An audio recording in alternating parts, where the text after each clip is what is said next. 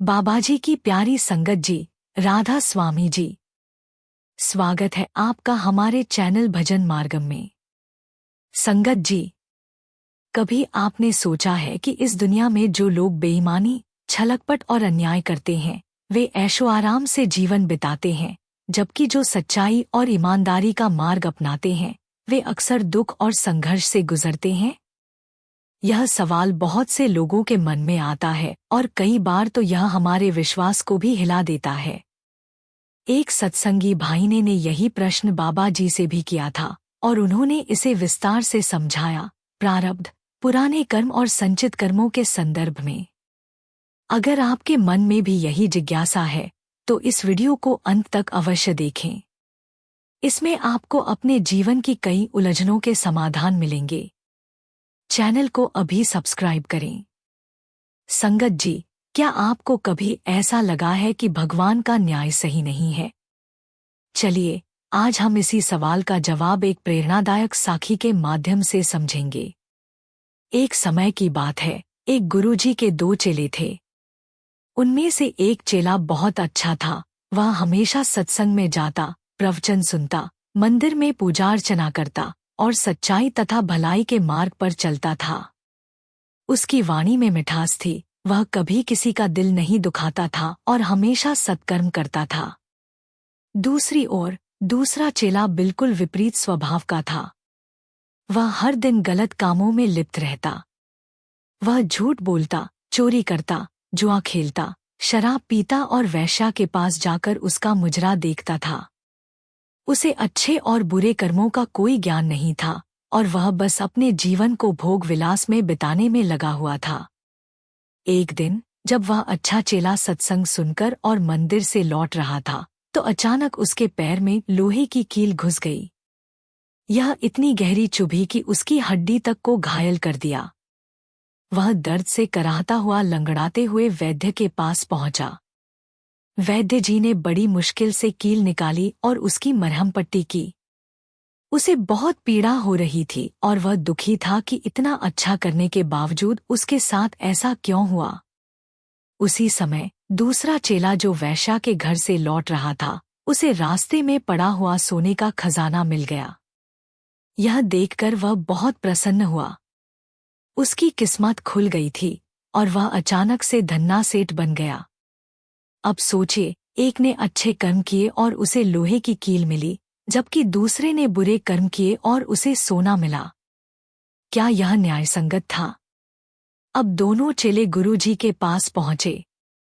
पहला चेला बहुत दुखी था और बोला, गुरुजी, मैं तो सच्चे मार्ग पर चला, सत्संग सुना, अच्छे कर्म किए, फिर भी देखिए मेरे पैर में कील चुभ गई और मैं लंगड़ा हो गया।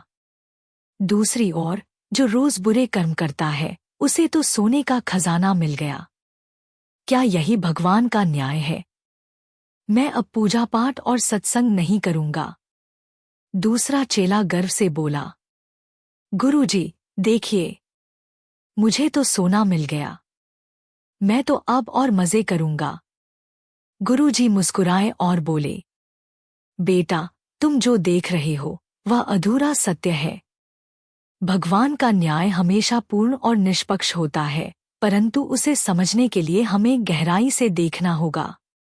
गुरुजी ने आगे समझाया, बेटा, जिसे आज सोना मिला है वह असल में पिछले जन्म के पुण्य का फल था। उसके माथे पर राजयोग लिखा था और आज के दिन उसे राजा बनना था। लेकिन उसने इस जन्म में जो बुरे कर्म किए, झूठ, पाप, चोरी और दुराचार, उनसे उसका राजयोग समाप्त हो गया। भगवान ने उसके पिछले पुण्य को बस एक छोटे से खजाने में बदलकर समाप्त कर दिया। अब उसके लिए आगे केवल दुख ही शेष हैं। फिर गुरुजी पहले चेले की ओर देखकर बोले, और बेटा, तुम्हारे साथ जो हुआ वह भी तुम्हारे ही कर्मों का फल है। आज तुम्हारी मृत्यु होनी थी, लेकिन तुम्हारे सत्कर्मों के कारण भगवान ने तुम्हारी मृत्यु को एक छोटी सी पीड़ा में बदल दिया। तुम्हें बस लोहे की कील चुभी, लेकिन तुम्हारा जीवन बच गया। अब तुम बताओ, क्या भगवान ने अन्याय किया? गुरुजी की बातें सुनकर पहला चेला चकित रह गया। वह समझ गया कि जो कुछ भी हमारे जीवन में होता है वह हमारे ही कर्मों का परिणाम होता है। पुण्य का फल सुख होता है और पाप का फल दुख। जो आज दुख झेल रहा है, हो सकता है कि उसने पिछले जन्म में कोई पाप किए हों। और जो आज सुखी दिख रहा है, हो सकता है कि उसने अपने पूर्व जन्म में पुण्य किए हों। लेकिन यदि वह इस जन्म में गलत राह पर चला तो उसका पुण्य खत्म हो जाएगा और आगे उसका भविष्य अंधकारमय हो जाएगा। गुरुजी ने एक और उदाहरण दिया। बेटा, सोचो, एक ही दिन, एक ही तारीख को 2 बच्चे जन्म लेते हैं। एक करोड़पति के घर जन्म लेता है, जिसे जन्म से ही सारे सुख सुविधाएं मिलती हैं।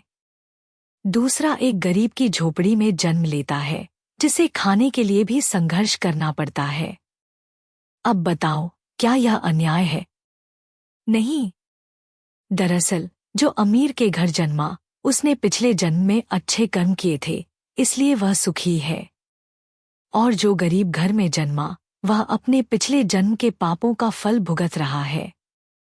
यह जीवन ऐसे ही चलता है। जो पुण्य करेगा वह सुख पाएगा, जो पाप करेगा उसे दुख झेलना पड़ेगा। गुरुजी बोले, बेटा, जब भी जीवन में कोई कठिनाई आए तो यह मत सोचो कि भगवान ने अन्याय किया है। भगवान तो सिर्फ कर्मों का फल देते हैं। जो बीज बोओगे वही काटोगे। इसलिए अच्छे कर्म करो और फल की चिंता मत करो। भगवान राम को भी वनवास भोगना पड़ा, जबकि वे स्वयं भगवान थे। अगर वे भी विधि के विधान को टाल नहीं सकते तो फिर हम और आप कौन होते हैं? हमें अपने कर्मों पर ध्यान देना चाहिए और जो भी होता है उसे प्रभु की मर्जी मानकर स्वीकार करना चाहिए। भगवान पर दोष न लगाएं।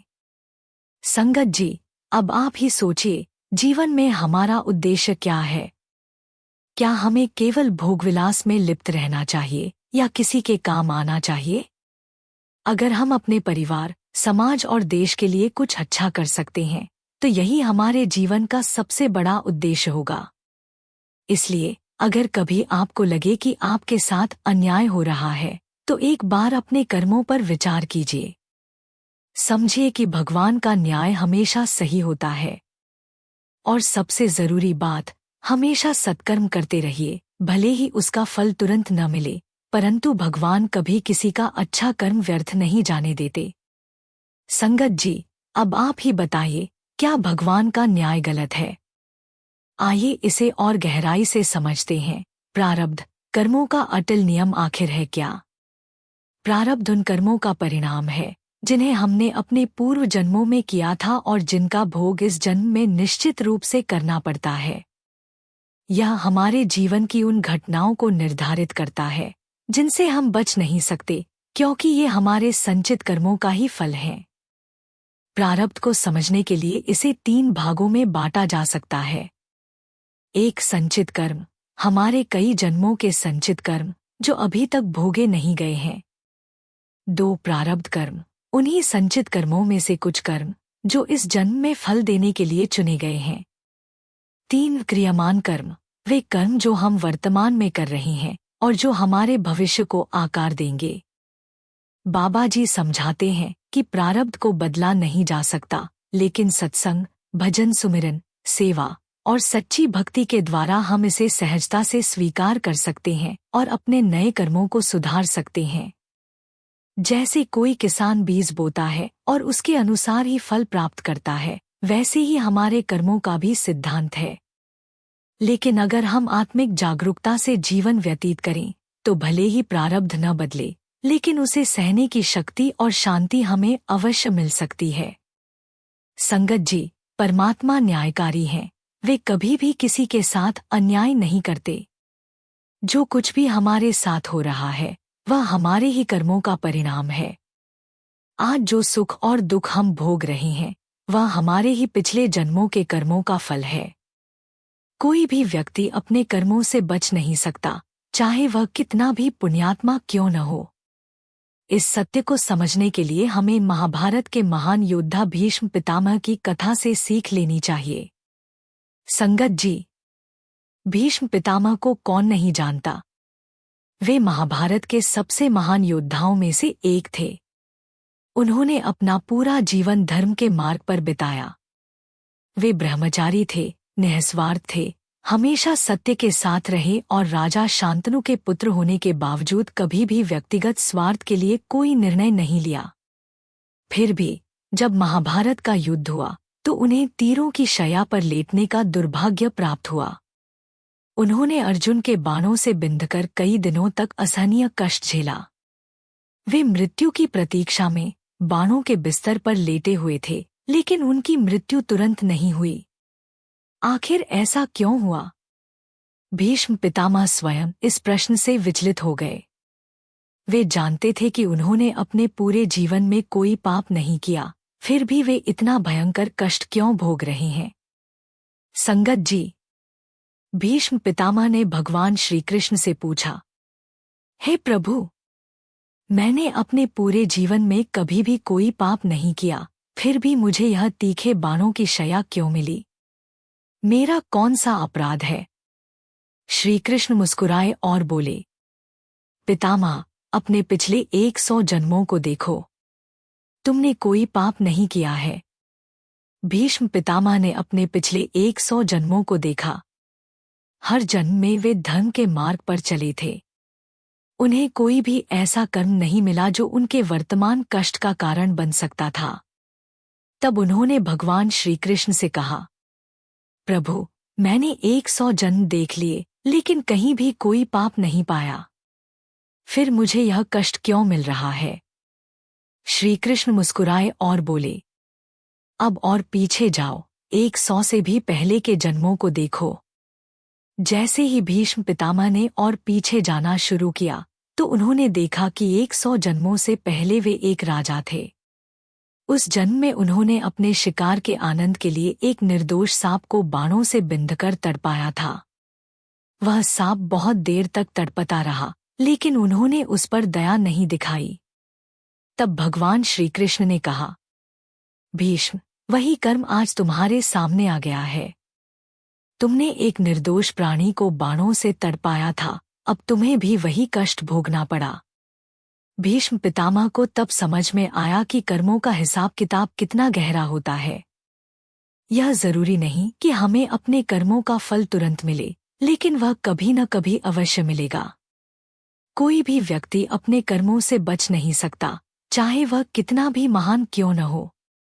संगत जी, जब हमारे जीवन में कोई कष्ट आता है तो हम भगवान से शिकायत करने लगते हैं, हे प्रभु, मैंने तो कुछ भी गलत नहीं किया, फिर मेरे साथ ऐसा क्यों हो रहा है? लेकिन हमने अपने कितने जन्मों के कर्म देखे हैं। हमें यह समझना चाहिए कि परमात्मा हमसे अन्याय नहीं कर सकते। अगर हमें दुख मिल रहा है तो यह हमारे ही कर्मों का फल है। अगर हमें कोई अपमान कर रहा है तो यह हमारे पिछले जन्म का ही हिसाब है। हमारे ही पुराने बीज अब फल बनकर हमारे सामने आ रहे हैं। भगवान श्री कृष्ण ने कहा था, जो आज रोपोगे वही कल काटोगे। अगर तुमने आज अच्छे कर्म किए हैं तो उसका फल जरूर मिलेगा। अगर तुमने आज बुरे कर्म किए हैं तो उसका फल भी निश्चित है। संगत जी, अब सवाल यह उठता है कि अगर कर्मों का फल अटल है तो हमें क्या करना चाहिए? एक, जो कष्ट आए उसे सहन करो और भजन सुमिरन करो। जो भी दुख मिले उसे सहन करना सीखो। जब हम बाबाजी के नाम में ध्यान लगाते हैं तो हमें शक्ति और धैर्य मिलता है। बाबाजी का साथ हमें साहस देगा, हमारे कष्ट कम करेगा। 2, सेवा करो और पुण्य कमाओ। सेवा करने से पुराने पाप नष्ट होते हैं। जब हम सच्चे मन से सेवा करते हैं तो हमारी आत्मा हल्की होती जाती है। सेवा से प्रारब्ध का असर कम हो सकता है। 3, आज अच्छे कर्म करो ताकि भविष्य अच्छा हो। जो आज भजन सुमिरन करेगा, सेवा करेगा, वह आने वाले जन्मों में सुखी रहेगा। जो आज गलत करेगा उसका परिणाम उसे आगे भुगतना पड़ेगा। हमारे वर्तमान कर्म ही हमारा भविष्य तय करेंगे। संगत जी, इस दुनिया में कुछ भी अन्यायपूर्ण नहीं है। हम जो भी भोग रहे हैं वह हमारे ही कर्मों का फल है। हमारे कर्मों का हिसाब किताब कई जन्मों तक चलता है। अगर हमने किसी जन्म में कुछ गलत किया है तो उसका फल हमें किसी न किसी जन्म में जरूर मिलेगा। अगर आज कष्ट आ रहा है तो इसे भजन सुमिरन और सेवा से सहन करो। बाबाजी का साथ हमें हिम्मत देगा, हमारा दर्द कम करेगा और हमें आत्मिक शांति प्रदान करेगा। संगत जी, हम अक्सर सिर्फ बाहरी दुनिया को देखते हैं, अंदर की सच्चाई को नहीं। उदाहरण के लिए कोई धनवान व्यक्ति बड़ा बंगला और महंगी गाड़ी में घूमता दिखता है तो हमें लगता है कि वह बहुत सुखी है। लेकिन क्या हमें पता है कि उसके मन में शांति है या नहीं? संगत जी, कुछ कर्मों का फल तुरंत मिलता है जबकि कुछ देर से। यह ठीक वैसे ही है जैसे कोई पेड़ तुरंत फल नहीं देता, उसे समय लगता है। क्या सिर्फ पैसे और ऐशो आराम का नाम सुख है? सच्चा सुख तो मन की शांति और आत्मिक संतोष में होता है, जो गलत मार्ग पर चलने वाले व्यक्ति को नहीं मिलता।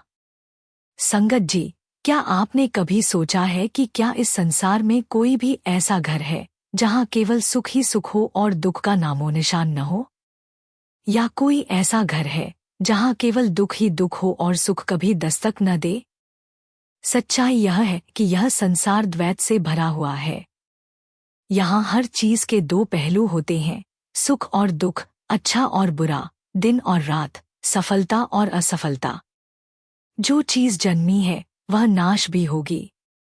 जो आज ऊपर है वह कल नीचे आ सकता है। केवल परमात्मा ही अद्वैत है, क्योंकि वे इस संसार की सीमाओं से परे हैं। कभी आपने देखा है कि जब रात आती है तो वह हमेशा के लिए नहीं रहती। कुछ घंटों के बाद सूर्य निकलता है और अंधेरा मिट जाता है। ठीक वैसे ही जब जीवन में दुख आता है तो यह न समझें कि यह हमेशा रहेगा। दुख के बाद सुख आना भी उतना ही निश्चित है जितना सूरज का निकलना। यदि कोई इंसान यह सोचकर निराश हो जाए कि अब जीवन में कुछ अच्छा नहीं होगा तो वह अपने मन को अंधकार में डाल लेता है। लेकिन जो इस सच्चाई को समझ लेता है कि यह भी बीत जाएगा, वह धैर्य रखता है और आगे बढ़ता है। यही सोच हमें मजबूती देती है। अगर हम इतिहास उठाकर देखें तो पाएंगे कि जिन लोगों ने दुनिया में महान कार्य किए हैं उन्हें भी संघर्षों से गुजरना पड़ा है।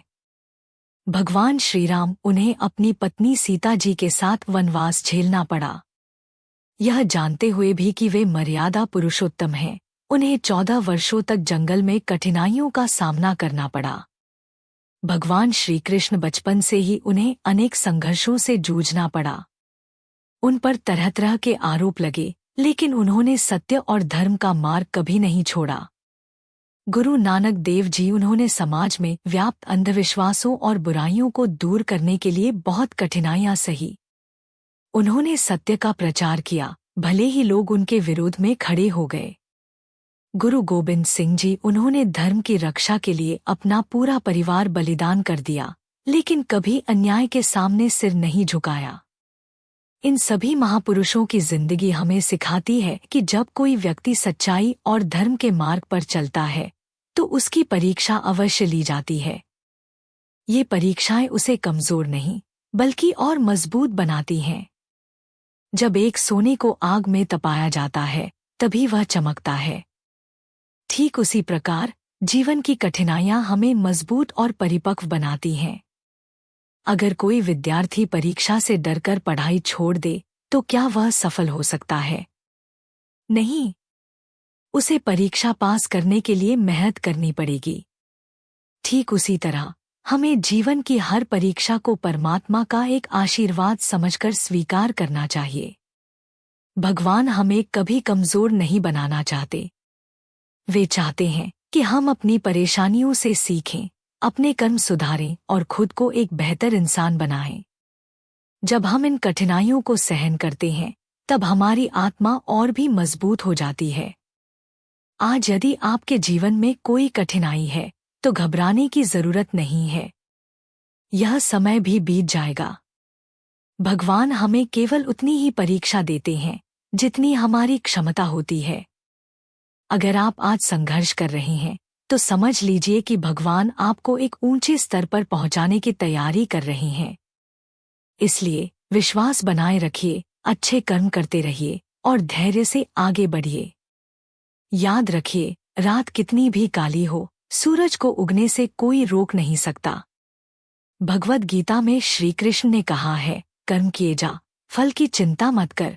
सच्चे इंसान को हमेशा अपने कर्म पर ध्यान देना चाहिए, न कि उनके तुरंत परिणाम पर। बाबा जी हमेशा समझाते हैं कि यह दुनिया एक परीक्षा स्थल है, न कि स्थायी निवास। यहाँ हमें परीक्षा देनी होती है ताकि आत्मा को ऊंचा उठाया जा सके। संगत जी, अब बात करते हैं उन लोगों की जो गलत करते हैं लेकिन फिर भी सुखी दिखते हैं। क्षणिक सुख, टेम्पररी हैप्पीनेस। जैसे तली हुई चीजें खाने से तुरंत आनंद मिलता है लेकिन बाद में बीमार कर देती हैं, वैसे ही गलत तरीकों से मिला सुख भी कुछ समय बाद कष्ट में बदल जाता है। बाबा जी समझाते हैं कि यह संसार कर्मों का न्यायालय है। यहाँ हर अच्छे बुरे कर्म का हिसाब होता है। अगर कोई अभी मजे कर रहा है तो इसका मतलब यह नहीं कि उसे अपने कर्मों का परिणाम नहीं मिलेगा। बाहरी रूप से भले ही कोई व्यक्ति खुश दिखे, लेकिन उसके मन में शांति नहीं होती। जो छलकपट से जीवन जीता है वह रात को चैन की नींद नहीं सो सकता। बुरे कर्म करने वाले को देर से ही सही, लेकिन उनके परिणाम जरूर मिलते हैं।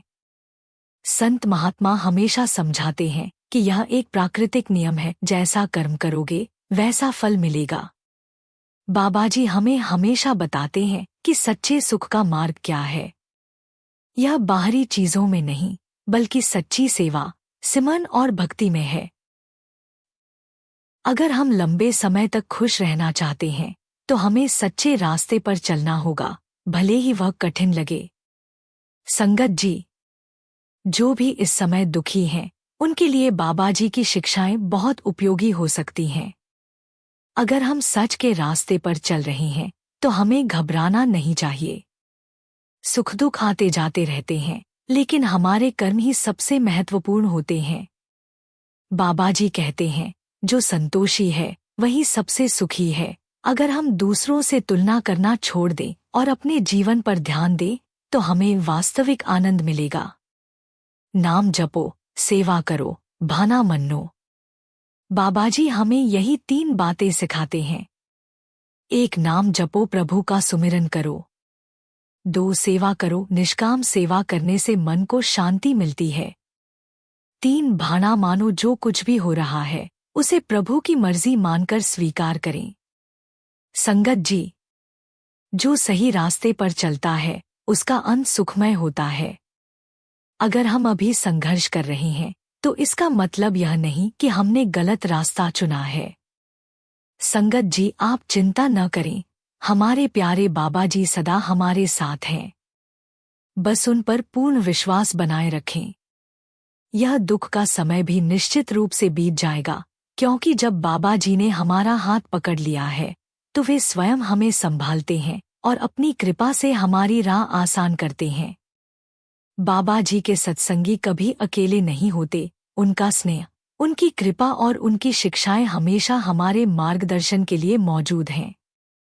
इसलिए धैर्य रखें और श्रद्धा के साथ आगे बढ़ते रहें। अगर यह वीडियो आपको प्रेरणादायक लगी हो तो इसे अपने प्रियजनों के साथ अवश्य साझा करें और चैनल को सब्सक्राइब करें, ताकि हम आपके लिए और भी आध्यात्मिक व ज्ञानवर्धक वीडियो लाते रहें। राधा स्वामी जी।